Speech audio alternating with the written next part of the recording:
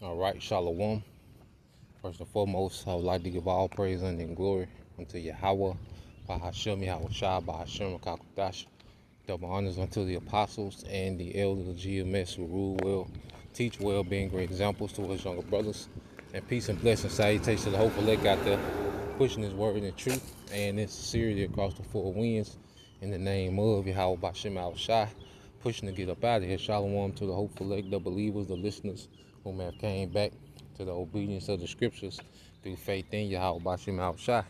All right, and what I want to get into today is a continuation, all right, of the book of the first book of Samuel. Okay, and we made to the 19th chapter. All right, and in chapter 18, we went over, all right, how King Saul, became bitter, as David, young David was becoming praised amongst Israel and even amongst, the heathen. He had a reputation, okay? And King Saul, all right, is becoming bitter, all right? And he's, obsessed, with trying to, kill young David, you know? So the Lord has an evil spirit on him, a demon, okay? And he's just being a demon, okay, towards young David. So I say this is the beginning of their rivalry, all right, of the house of Saul and the house of David. And what we're going to see, with Jonathan, all right, put his neck out there to intervene, okay, as King Saul continues to plot and scheme on how, to get rid of young David, man. And when you get 1 Samuel 19:1, we'll read into it. It says, Saul now urged his servants as his son Jonathan, all right. It says Saul now urged his servants and, all right, and his son Jonathan, all right, to assassinate David. But Jonathan, okay, because of his strong affection, okay, because of his strong affection for David, told him what his father was planning. Tomorrow morning, he warned him, you must find a hiding place out in the fields. I asked my father to go out there with me, and I'll talk to him about you. Then I'll tell you everything I can find out. All right, so Jonathan, all right, we're seeing that Jonathan pretty much pledged his allegiance to David, even over his father, man. His loyalty is to David, even over his father, man. Okay, and there's a lot to be learned in it. All right, because he knew, all right, his father was tripping. Okay, and that King David had showed himself to be upright in all his ways, man. So Jonathan, all right, he sided with what was right. And you can see Jonathan has the mindset of the elect that he can just get it.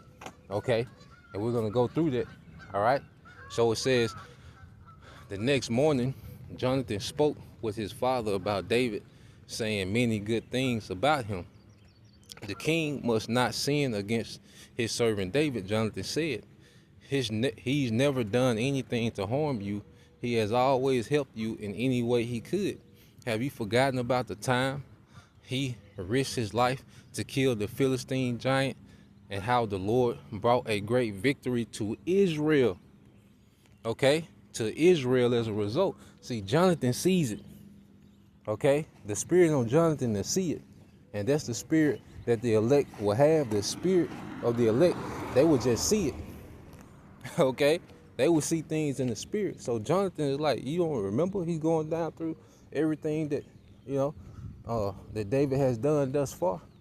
Okay? And he understands that this was for the nation. Like what young David is serving the nation. He's serving you.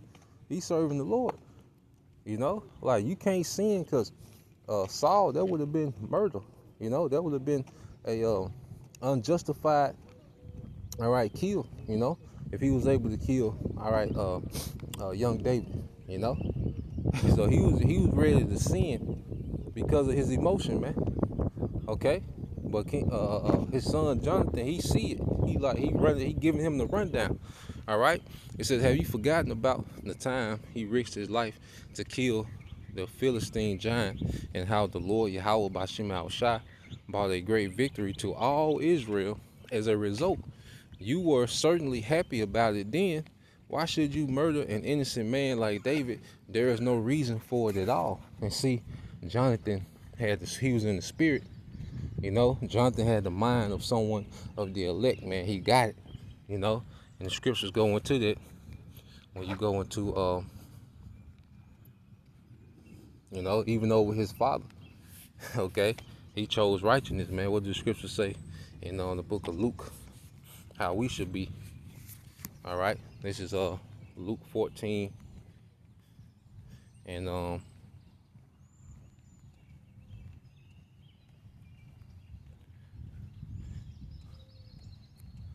this is Luke 14 and 25. And it says, and there went great multitudes with him, and he turned and said unto them, if any man come to me and hate not his father and mother and wife, okay, and children and brethren and sisters, yeah, and his own life, he cannot be my disciple, man. So that loyalty that we see, Jonathan showing towards, young David is the same loyalty we should have towards Yahweh Shai, okay? And it says that any man, all right, if any man come to me and hate, now that word hate doesn't mean, that you just have, this terrible relationship with your family, okay, or that you're just disrespecting them and it's just a toxic, which every situation is different. It's a case by case thing, the relationship that brothers have with, their families, okay. But that in general, that doesn't just mean that you just wild out when you see them, that you just have this hatred, like, this intense hatred for them, like you can't bear, to see your father, your mother, or, these particular things. But it just means to love less, okay? And Jonathan had, all right, less love for his father than he had for David, okay?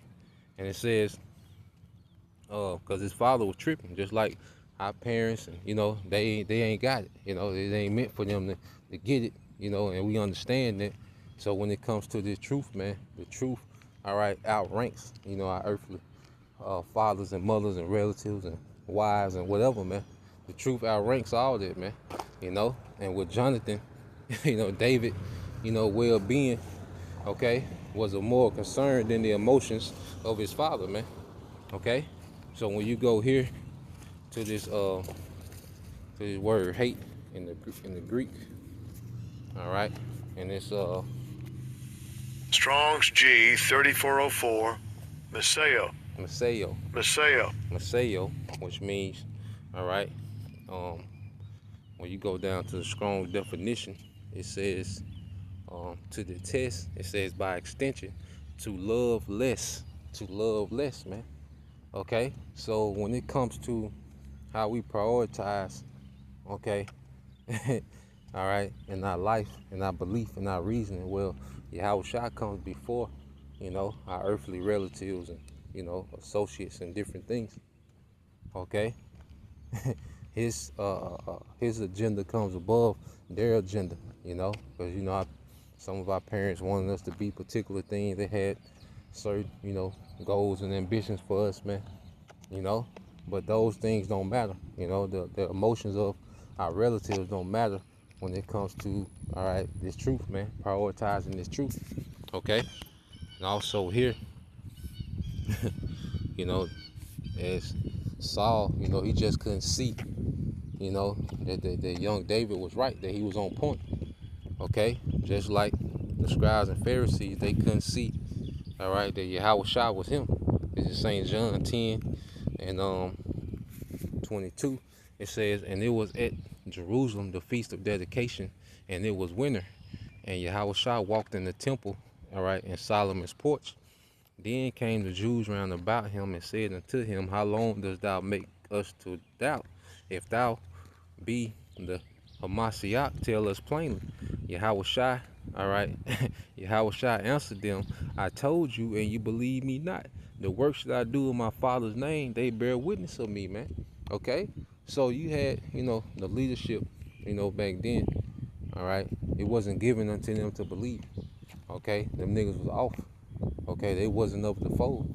So it didn't matter, what Yahushua did, said, how he broke down the scriptures, and how he went into these things, bringing out the mysteries and breaking them down and doing the miracles real time. It wasn't meant for them to get it, okay? And he said, I told you plainly, just like Jonathan is trying to, explain to Saul, like, look, David has been on point, like he's all he has done is serve you well to this point. Like you want to kill him, like Jonathan couldn't even put it together, like so pretty much he telling his father, like, you don't want to do that, and he stuck his neck out there for his friend, okay? And it says, then came the Jews round about him and said unto him, how long dost thou make us to doubt? If thou be the Hamashiach, tell us plainly. Yahushua answered them, I told you, and you believe not. The works that I do in my Father's name, they bear witness of me. But ye believe not, because you are not of my sheep, as I have told, as I said unto you, my sheep hear my voice, and I know them, and they follow me. So Yahushua, like, look, the reason you don't get it, because you're not of the sheep, you're not of their fold. Which Saul was a 2/3. Okay, he's the embodiment of a 2/3. So he couldn't see, all right, righteousness. He couldn't see what was right before him. Okay, he couldn't see that the Lord was dealing, all right, with young David at the time. Okay, he just had this rebellious spirit on him, man. This whole ass nigga spirit on him. Okay, so going back from there, and it says, my sheep hear my voice, and I know them, and they follow me. And Jonathan, he got it instantly. He seen everything. His perspective was that of the elect. It was plain to him, like, yeah, David is that guy. The Lord dealing. We need to rally around him. It's victory. The Lord is using, was using young David for a mighty work. You see, and Jonathan seen it. As the scriptures say here. Let's get this in the book of Sirach. All right, 39. I believe it's 24. All right, this is the book of Sirach, chapter 39 and 24. It says, as his ways are plain unto the holy. You see, these things were plain unto Jonathan. He's seen it. Okay, he's seen that, like, the Lord was dealing, all right, with young David, man. You see, but on the flip side, so are they stumbling blocks unto the wicked.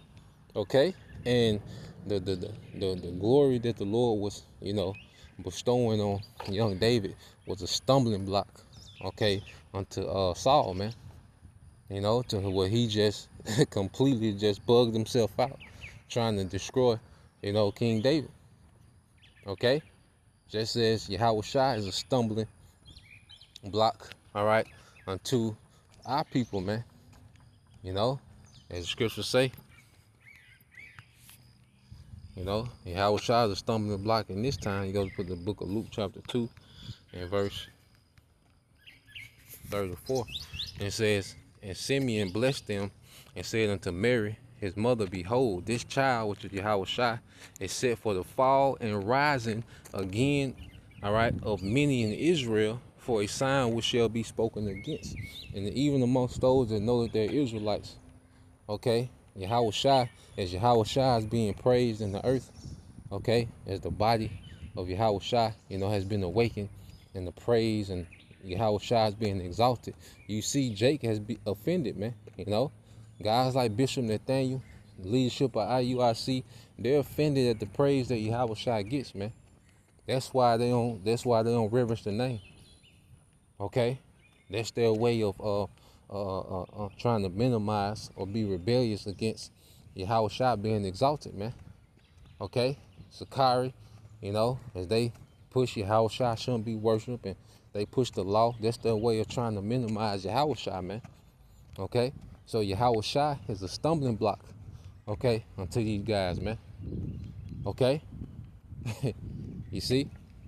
So just as Saul, the fame of David was a stumbling block unto him. Okay, well, the glory Yahushua is getting in the earth is a stumbling block amongst these other camps, man. and ultimately 2/3 in the world, they offended at Yahushua, man. Okay, and it's causing them to stumble.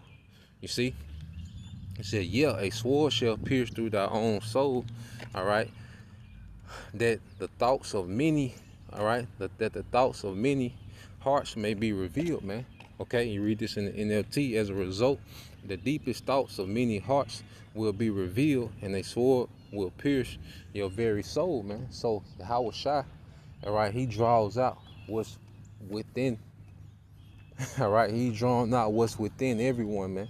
All right, how the world reacts to Yahweh Shai, that's him drawing out what's in them.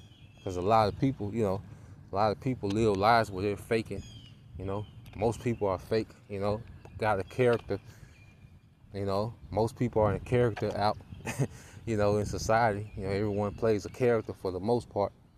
Okay, and when you start to go into Yahweh Shai, then what's really within them starts to come out. Because you can get the most, loving Ned Flander, Edomite Christian that's all about love and charity and passing out turkeys. And, you go into the scriptures, okay, and go into, prophecy, all right, they'll lose it, man. You see, they'll get the cussing, kicking, scratching, because the scriptures reveal what's really in you, man, and prosperity. The prosperity that was coming to David, revealed what was in Saul. He was an envious man. You see, so let's go back to the book of 1 Samuel. All right, 1 Samuel 18. All right, and 5. It says, "Whatsoever Saul asked David to do, David did it successfully." Oh, it's like it's 19. But there's just another witness. Whatever Saul asked David to do, he did it successfully. Man, it's just a witness to, Saul just couldn't see it, but Jonathan did. Okay, so you read the verse 6. It says, "So Saul listened to Jonathan and vowed, as surely as the Lord lives, David would not be killed." Okay, and afterward, Jonathan called David and told him what had happened. Then he brought David to Saul, and David served in the court as before. War broke out after that, and David led his troops against the Philistines. He attacked them with such fury that they all ran away. Okay, so now David is back in the court serving. Pretty much Jonathan was the mediator. He played the mediator, to try to mend, what was going on between his father and David. Okay, but his loyalty was to David, and Jonathan, was showing himself, to be a friend, a true friend in this situation, man. As we're gonna go throughout, the scriptures, his loyalty, doesn't waver. Okay, and it says, "But one day, when Saul was sitting at home with a spear in hand, the tormenting spirit from the Lord suddenly came upon him again as David played the harp. Saul hurled his spear at David, but David dodged out of the way, and leaving the spear stuck in the wall, he fled and escaped into the night. Then Saul sent troops to watch David's house. They were told to kill, David when he came out the next morning, but Michal's, David's wife, warned him, 'If you don't escape tonight, you will be dead by morning.' So she helped him climb out through a window, and he fled and escaped. Then she took an idol and put it in his bed, covered it with blankets, and put a cushion of goat's hair at his head." So it's pretty much, they built like a makeshift, mannequin, as if, it was David, and she, was saying that he was sick. All right, so Michael, she was down, but we're finna see the switch. She was down to this point, and then it says, when the troops came to arrest David, she told him that he was sick and couldn't get out of bed. But Saul sent the troops back to get David. He ordered, "Bring him to me all right, in his bed so I can kill him. But when they came to carry, all right, David out, they discovered that it was only an idol in the bed with a cushion of goat's hair at, at his head. Why have you betrayed me like this? So now they find out that it's not actually David in the bed. Okay, so now they putting the pressure on Kyle. It says, why have you betrayed me like this and let my enemy escape? Saul commanded, all right, to Michal. I had to, Michal. He threatened to kill me if I didn't help him. So, God damn, you know?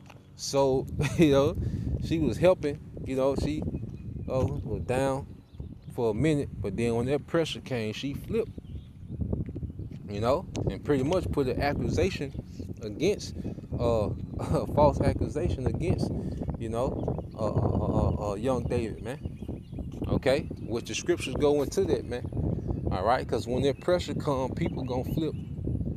Okay, we'll have to understand when that pressure come, hey, people finna flip, man. Especially the woman, and that's why we're constantly, reminded when you go here. Let's get the book of Job.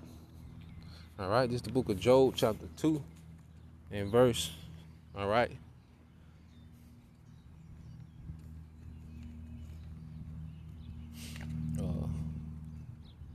It's the book of Job, chapter 2, verse 9. It said, then said his wife unto him, dost thou still retain thine integrity, man?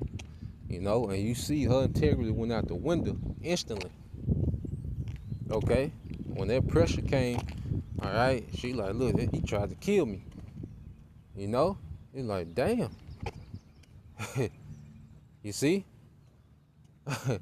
So she put that accusation out there, like, hey, that integrity just went out the window when that pressure came instantly, man. And it says, then said his wife unto him, dost thou still retain thine integrity? Curse the Most High and die. But he said unto her, thou speakest as one of the foolish women speaketh. What? Shall we not receive the good at the hand of the Most High? And shall we not receive evil? Okay, so Job is like, and shall we receive good at the hand of the Most High, and shall we not receive evil? And all this did not Job sin with his lips. He kept his integrity, man. Okay, but she instantly wanted him to curse the Most High because things had stopped going in their favor. But she was enjoying the perks.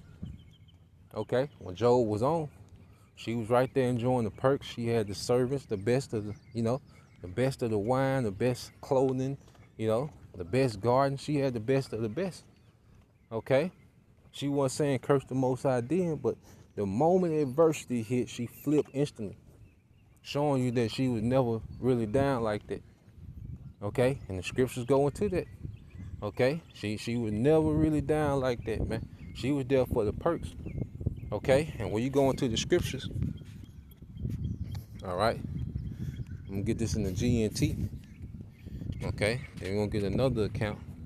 This is the book of Sirach, chapter 6, verse 7. It says, when you make friends, don't be too quick to trust them. Make sure they have proved themselves, man.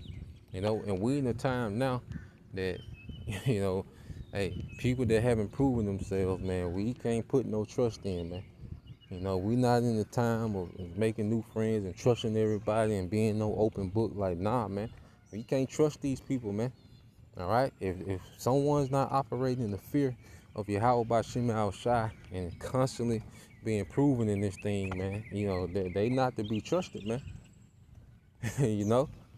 Like, we're not here to just trust anything and everyone, man. Especially goddamn woman. These women, hey, women gonna flip. When that adversity come, women gonna flip. Brothers, you have to understand that, man. There's gonna be certain households the Lord's gonna have mercy on, and the woman gonna hold it down. Okay? And there's gonna be a lot of women that's gonna flip, man, when shit get uncomfortable, man. Okay? Because everybody's, pampered by this first world convenience, man. When these things are snatched away, that's when we gonna know. And the scripture gonna go into that. It says, verse 8, some people will be your friends, only when it is convenient for them, but they won't stand by you in trouble. Okay, so it's King David was, you know, being glorified and praised. Okay, because Micah, more than likely, she was just there for the praise. Because young David was that guy. He was well spoken of. He was beloved. Okay, that's what she fell in love with. All right, she really wasn't for David like that. And you're gonna see a later account as we read on in the series of Samuel.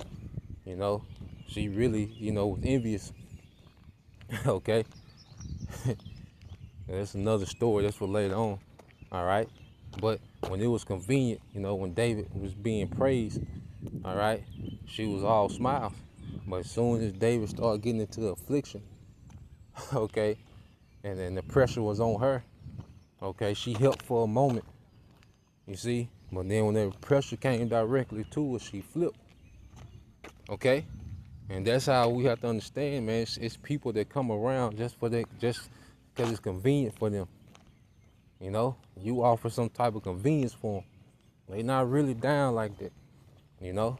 That's what we have to understand. You see, so reading this again, some people will be your friends only when it's convenient for them, but they won't stand by you in trouble.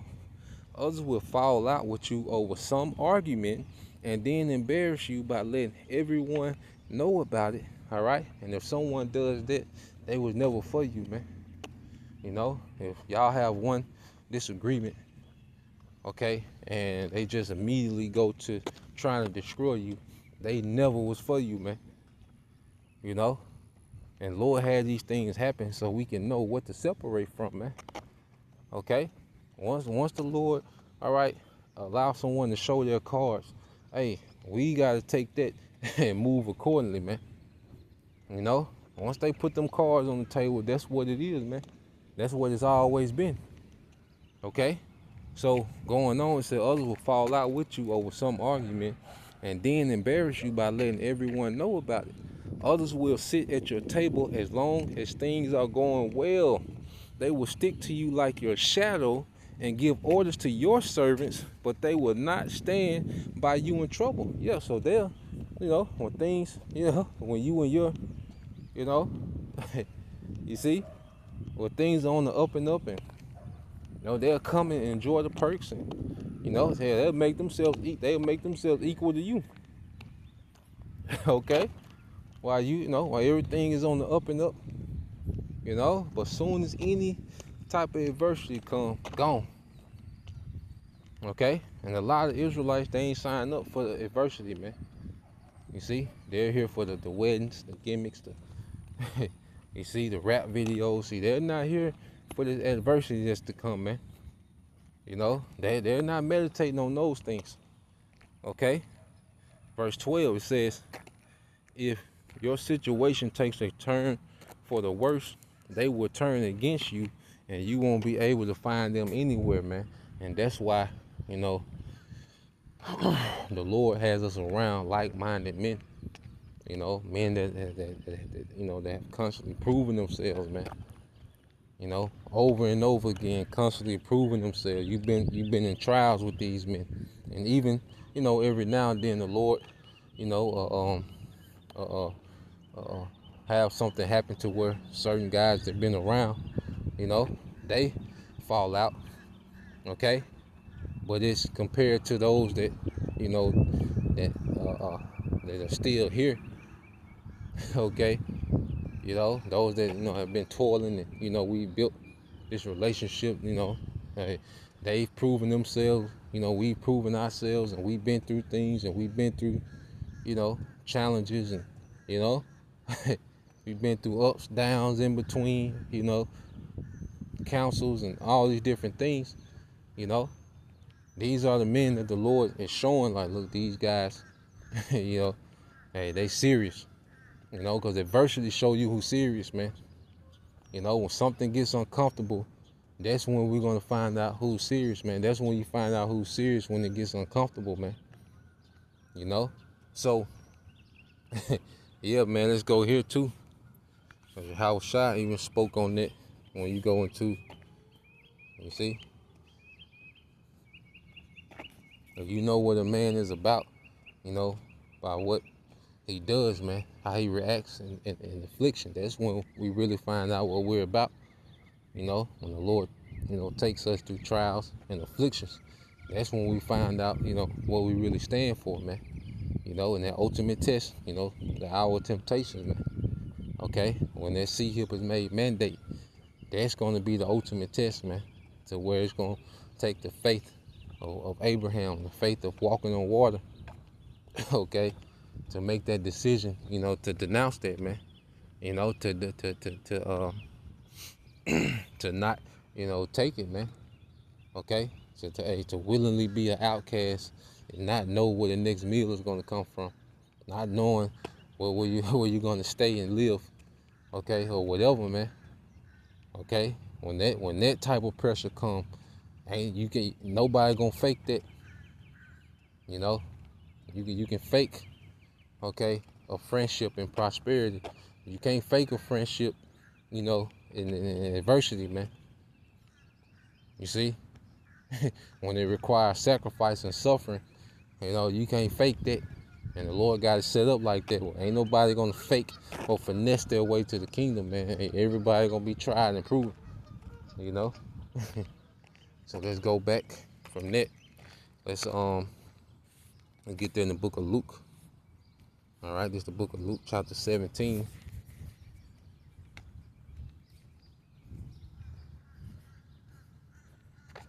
All right, this is the book of Luke, chapter 17, and verse 20. And it says, and when he was demanded, is this Luke?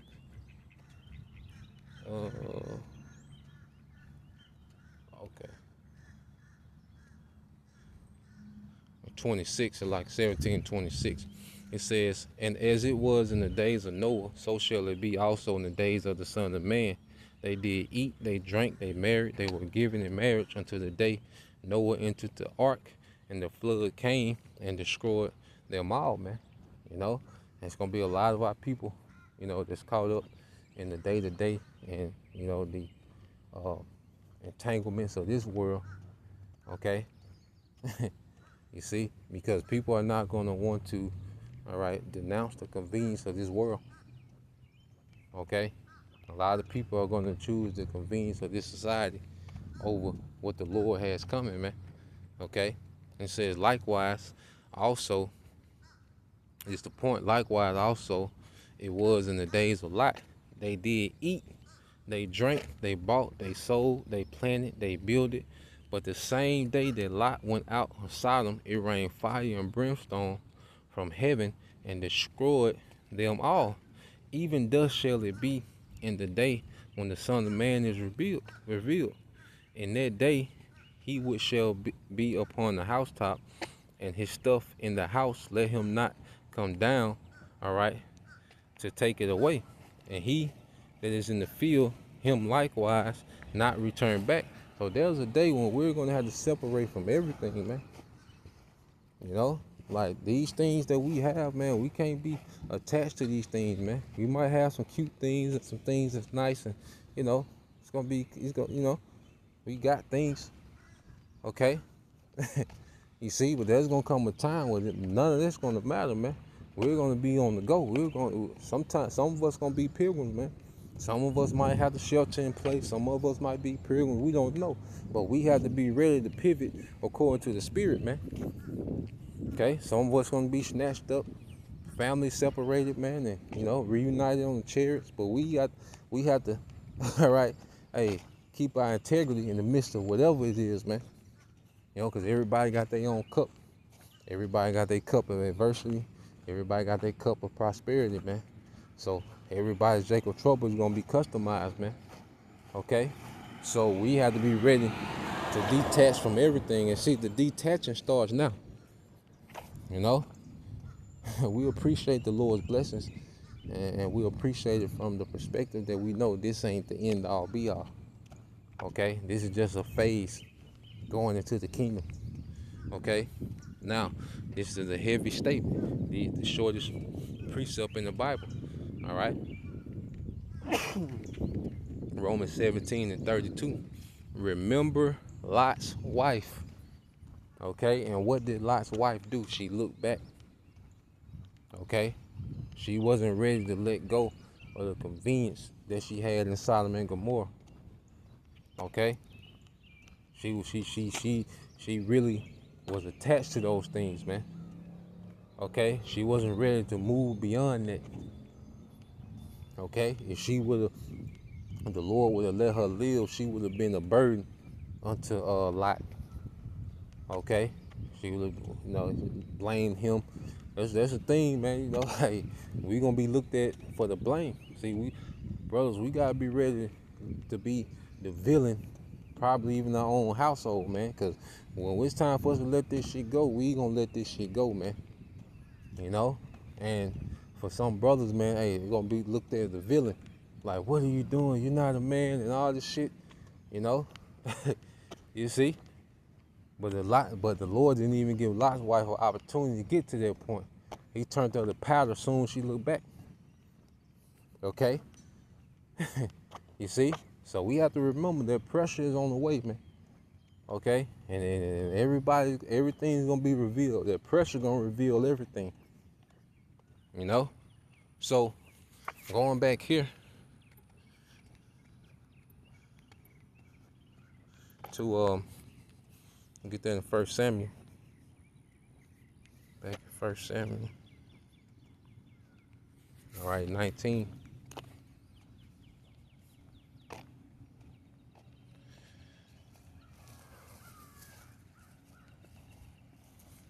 All right, 1 Samuel 19 and 18. It says, so David escaped and went to Ramah. All right.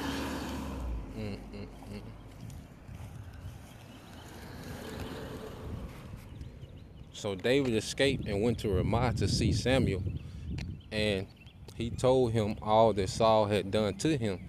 Then Samuel took David with him to live at Noah. So now David has taken refuge, under Samuel. Okay. He sent troops to capture him, but when they arrived and saw Samuel leading a group of prophets who were prophesying, the Spirit of the Most High came upon Saul's men, and they also began to prophesy. When Saul heard what had happened, he sent other troops, but they too, see, Saul is not getting it.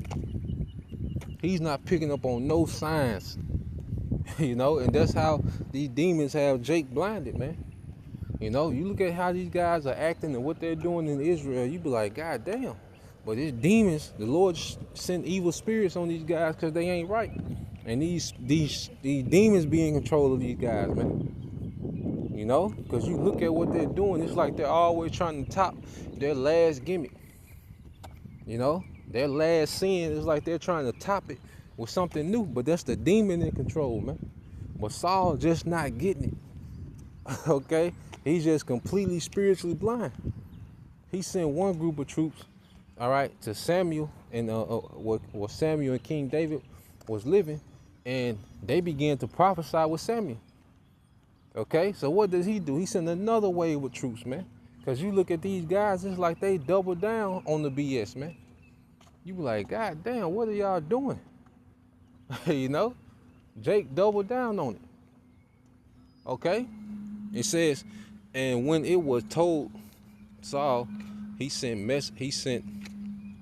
and when Saul heard what happened, he sent other troops, but they too prophesied. The same thing happened the third time, so he sent the third wave, man. Okay? So now a lot of things start to make sense. You read these accounts of what's happening today, man. The Lord has an evil spirit on Jake, man. Okay, and that's what you guys was fasting for. And this is what you guys cheerleading and parade is an evil spirit on these men. Okay? They got these men tripping, all right, out of control, man. Okay? To where it don't make no sense. All right? And it says, finally, Saul himself went to Ramah and arrived at a great well in Succoth. Where are Samuel and David? He demanded. They are at Noah, all right, in Ramah. Someone told him, but on the way to Noah, let's get what that means, see what that say.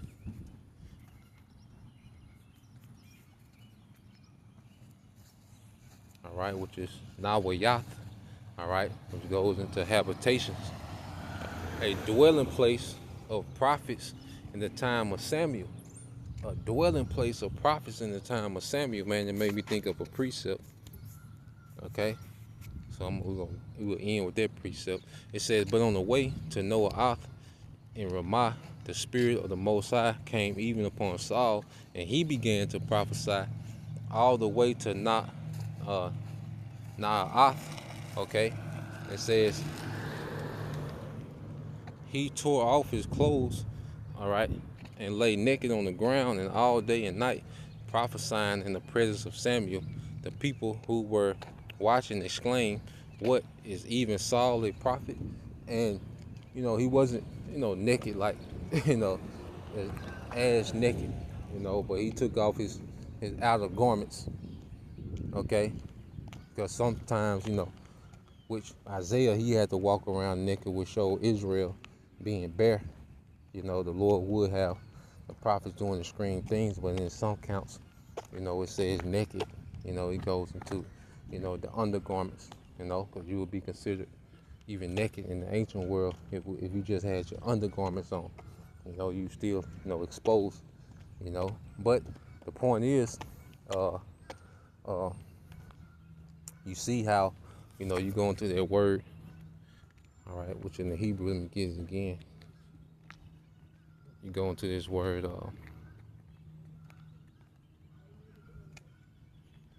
Nahayath, all right, Nahayath, all right, which means habitation or dwelling place, okay, of prophets in the time of Samuel, all right, and they remind me of Psalms 91, all right, the book of Psalms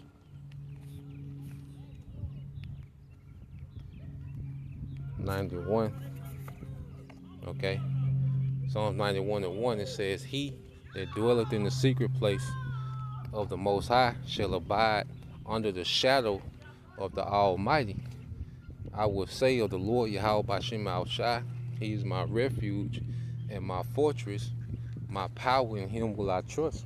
So it was like, David had went to a fortress, because that was the presence of the Lord was still dealing with Samuel, in the dwelling place of the prophet. So if you're a prophesying, that's the presence of the Lord, okay?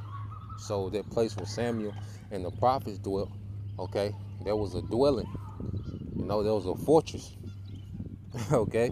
And Saul couldn't penetrate. All the troops he was seeing, they couldn't penetrate it, man. That was a spiritual fortress, man. Spiritual fortitude, okay? So, Lord will, we stay within this spiritual fortress that the Lord has, man. Okay? As we know, Esau, he's going to come in as a flood, okay? But if we're in that secret place of the Most High, we're covered, we're good, okay? The devil won't be able to penetrate, man. You see? So that's the point, Lord will, you brothers, all right, and you sisters edified. Once again, I give all praise, honor, and glory to Yahweh, by Hashem Yahushai, by Hashem Kakodash. Double honors unto the apostles and the elders of GMS who rule well, teach well, being great examples to us younger brothers. And peace and blessing salutations to the hopeful elect. Shalom.